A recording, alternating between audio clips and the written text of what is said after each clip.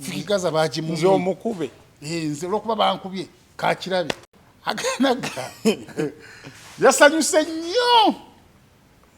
okubanga abalala tebabawadde visa n'asanyuka nnyo nga niwomutunuzamu katooki ayogera Fikigaza nze gwe baziwadde Fikigaza bagimu nze omukube nze olwokuba bankubye kakirabe. Oli ku YouTube channel agaliwo tuula kalira emboozi egw'amakerenda. Twade tuli awo mwana mulenzi Mukiibi Sadaati ng'oyinza okuyita Kalifa aganaga ng'essanyu limuli busanyu olunaku lw'eggulo yasiibya interview azigabira ddala nga musanyufu nnyo. Essanyu we lyabadde livudde kyekivulu kye badde nakyo ng'ennaku z'omwezi 6 omwezi gwa July ekitegeeza wabadde wabula ennaku 6 zokka ekivulu kino okubaawo ekitegeeza nti essaawa zino badde balina kubanga beetegeka kulinnya nnyonyi genda ku kivulu. Ekivulu ekyo kibaddeko Fikigaza, ekivulu ekyo kibaddeko Lil Pazzo, kubaddeko Karo Kasiita, Fefe Busi, Acidic Vocals n'abalala. Kibadde ku Royal Regency mu Bungereza, United Kingdom. Kalifa yabadde alaga essanyu ly'amaanyi nti Fikigaza bamumye visa okugenda ku kivulu kino. Ekyamumisiza visa ekyokuba nti yamukuba era ye aganaga obwedde essanyu lyalina agamba nze gwe baakuba nze mpeereddwa visa eyakuba tajja kukola kikugenda wabula ate ye n'alaga okunyolwa kw'amaanyi nti Lil Pazzo musajja wa Katonda ennyonyi yebadde esoose egenda e Bungereza ne Lil Pazzo visa baakoze eki bagimumye. Yasekeredde Fikigaza nti Fikigaza visa yakoze eki yamumiddwa wabula n'anyolwa ku lwa represent n'agamba kale Lil Pazzo yannumye litagenda kusobola kukola ki kulinnya nnyenyi ye enkudi agireka Uganda tegenda kujja mu United Kingdom. Waliwo omusajja yali mulimi musajja yalima kasooli naye ng'enkima ezo zimutawaanya nnyo enkima nga zirya nnyo kasooli we ng'azigoba nga naye aziteekako amaanyi n'azigoba bwezikomawo n'azigoba enkima ne zirabira ddala ng'omusajja ono aziremesa okulya kasooli waazo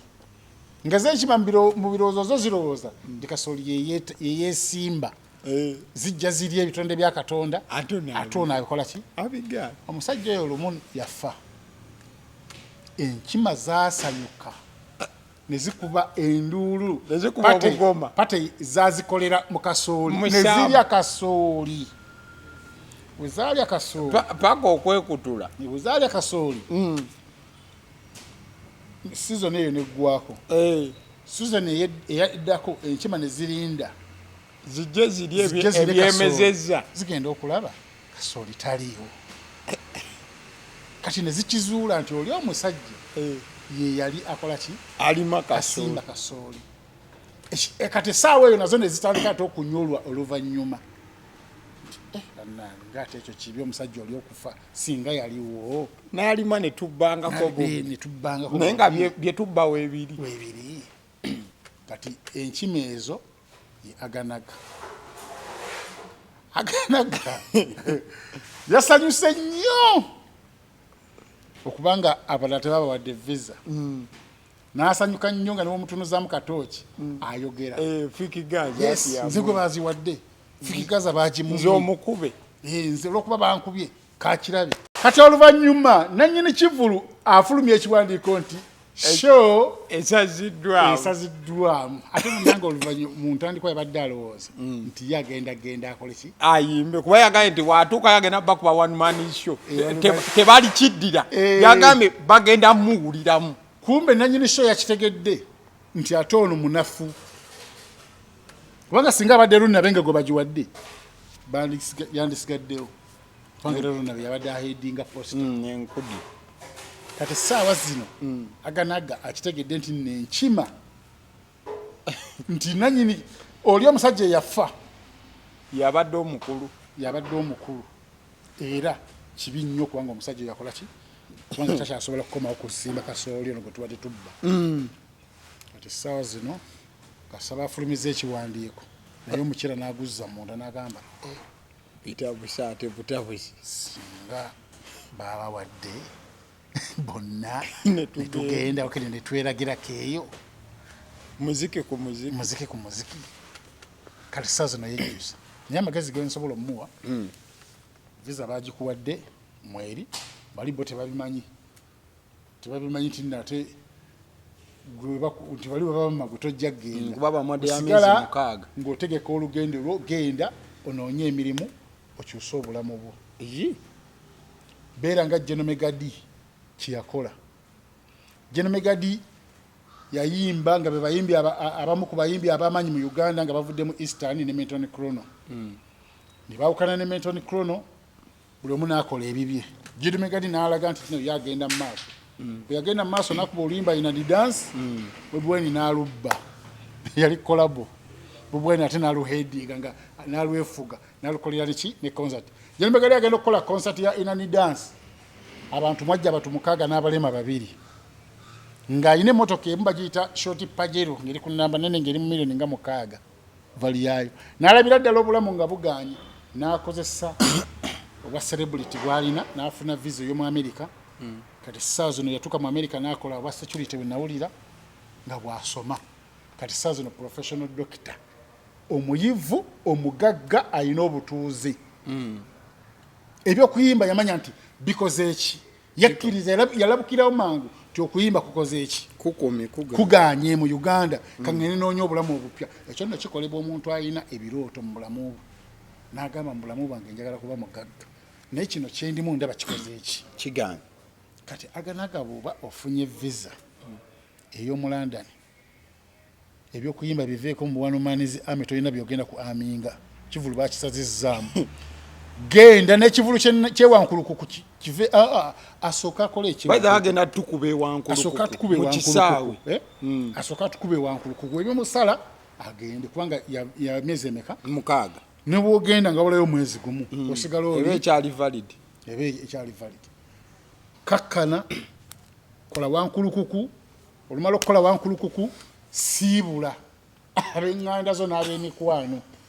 kwatamu obugoye obusaamusaamu ebyobwasale bubive ku zino engatta empanvu zireke Kampala genda ng'okimanyi nti eri togenze kuyimba oba ogudde ku mukadde nga gwe bakuwadde omulongoose mukoleko ng'obuyinza ebulagira oba ogenda ku saawa bw'oba ogenda kubeera getimaani byonna bikole kwata akasaale okyusa obulamu bwo kubanga buli wogenda Elton music yagaana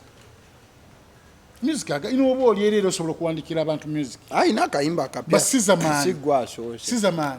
naye yafuluma era yafuna obutuuze yakomawo wano e Uganda kati wayagalira wagenda n'okukomawo ninga Sizamaani yakuba okusinga aganaga niye yamanya nti biganye kaŋŋende ofunye omukisa abayimbi abanajjanga banakusangayo n'oyimba okiregedde bulungi Royal Agency bweri tegenda vaawo bajja kuleetaga balunnabe era obeegatteko wakube nga golede oliweeri kubadde kaba ati bavije ojje badde bagenda kubaayo MC Richi abali eyo nawo nabalabe ku posta babadde tekitegeeza Abannayuganda bwe bajja naawe obajja oli era osobola okuyima nga ate bw'okola akasenteko ate wasoma kubanga aganaga yali ali mu kusaba gavumenti emuweerere simyasomo babya music ya production gavumenti nga wogimanyi nemugamba wallahi tugenda kukutwala tugenda kuwa serene zooleka Uganda ezirabirira awaka ogenda okikuba osome bulungi okomewo ne capital tukuwe n'ogamba nti noleeta akatabo ko tebakamusaba namusaba ani akuzaala waayo Uganda ina ebizibu bingi tuyinza kudda ate ku kati ng'okyali ku nsonga eyo mwana nalumiriddwa nnyo lunnabe yasinze okunnuma kubanga yali aŋŋambye agenda nakundeetera t-shirt yase ng'agigulidde ddala mu Emirates onagifuna ate nkyagifunye ali ngenda gijjawo musajja ali munnaku mbu ate t-shirt eriwa nomayi Bugenya tujje tuwekebe tugendeko eyukaawo tugendeko ku Emirates ojja genda tewali buzibu ojja genda zisinza tekusiirwala kutuukaawo no tugende kulambulako okugenda obugenzi okulambula mu Emirates n'okudda olina okuba n'ekitono nnyo miliyoni 2 bino bizingako kati oli bulungi nnyo nti wamala dde okwetereza gwe nti ogenze kulambula kati omuntu talambule wazimba wakalina oli okugamba nti otuusa okugenda okulambula abalina okugenda weebali ng'eyo obulamu yabutereeza n'agamba kati ekyo kyembuzaayo ku digidamu ekitegeeza siina lukusa anaaba ayoza yanaaba kyoyoyo okulya okiyoya lwa mukaaga okirya ku mmande Yepuuta n'ogamba ne wenjirya ate enkya nnaalya ki n'ogamba mukena akwajje. Entamu ze yagali. Ekitegeeza siina lukusa. Toyina lukusa n'okyogerako era n'abakuwuliriza bagamba ekisa kino tubadde tumanyi kitegeera naye kisiru weekiti. Wandiŋŋambe tugende tukube ekyeri naye mbu tulambule gwolambule. Ozi ng'ofunye kyansinga amawulire b'ogamanyi nti amawulire galina omukisa omuntu asobola okuba nga ategese ekivulu bwe kityo nayagalirako amawulire ow'amaanyi oba bulogo ow'amaanyi akihayipinge nakuweerako visa nga olaba fulfiga bamuwadde egenda e Dubai n'agenda just kuhayipinga n'adigiddamu. ekyo ky'omukisa gwe guba guzze tugukozese naye kwate kuzizo ate nze n'okungamba nti ogenda kusesetula luwanyi lwa jjajjaawo ku ddiiru ki mbw'otundeko esayidi ogenda odigide omutwe omukalu. Gwe tubadde tukyali awo ng'okyayogera ku liripazo wiiki eno yannumye etishaati yange oli gino yesinza okunnuma kwani kitaddeko wano Bukenya media oli gino evira ddala mu Emirates ate nabadde namuwadde dda n'amagezi nga ne ssente ziyinza okungulira tishaati 3 agenda zifuna kubanga bakyala beeri baagala nnyo abayimba ennyimba eziriko ningamba liripazo enkudi eyo giraba ogenda kuyimba okole n'ebirala abakyala abakulu gye bali abaludde nga bamaze emyaka 8 tatuukangako ku ntikko nimugamba twala omulondo twala omusongola emmwanyi genda nazo nangamba ngenda kwongerako ne kafumita bagenda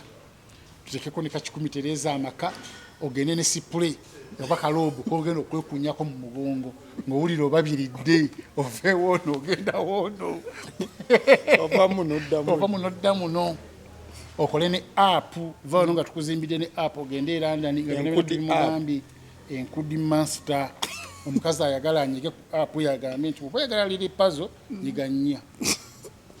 oyagala live oba akapiira 2 live emu anyige ku namba emu ogambe oyagala okutuusa ku ntikko oba luutu emu nyigeemu entikko 2 ogenda okunyiga ku 2 kutega sente ezijja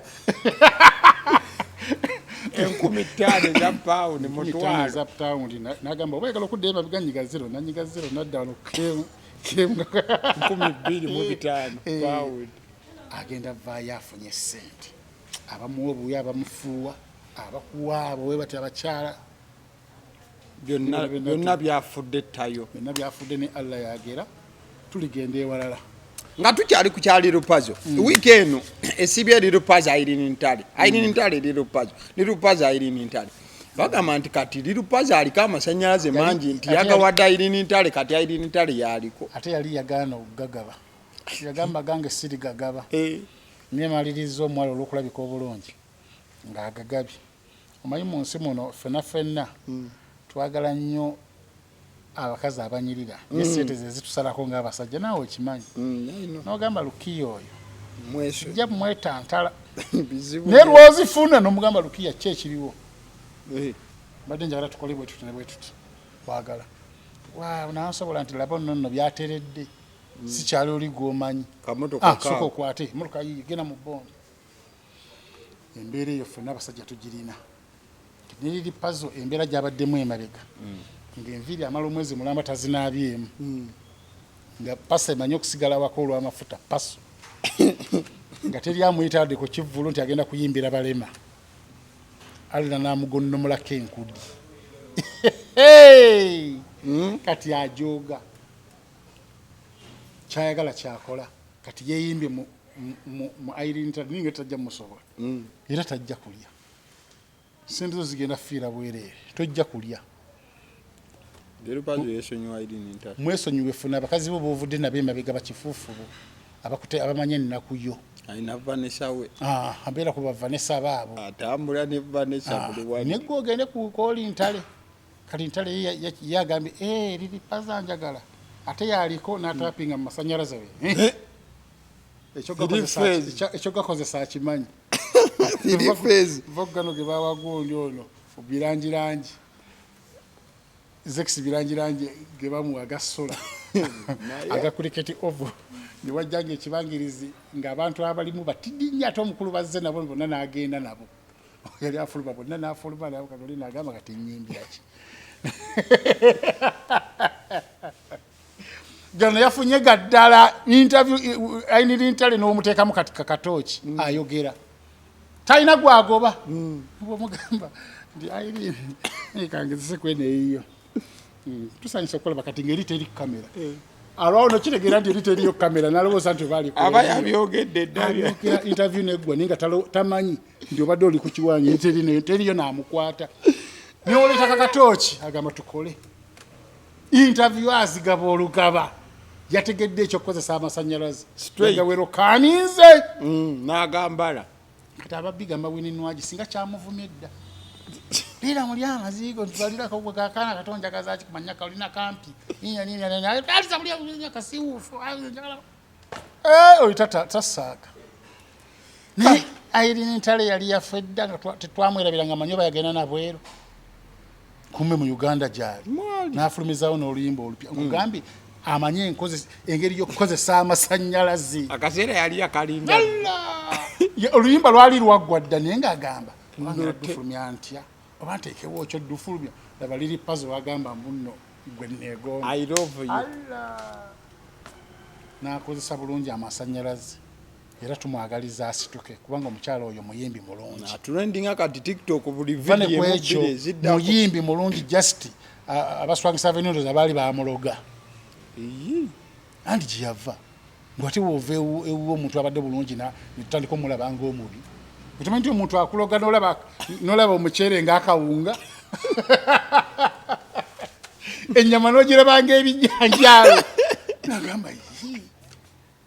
ninga ddogoli eri kuliko awali omukisa nga gwolabawo kisiraani ng'oli akoloze bulozi omuwala yali ayimba obulungi eyimba enno omukwano sebera talinamu wadde akawoowo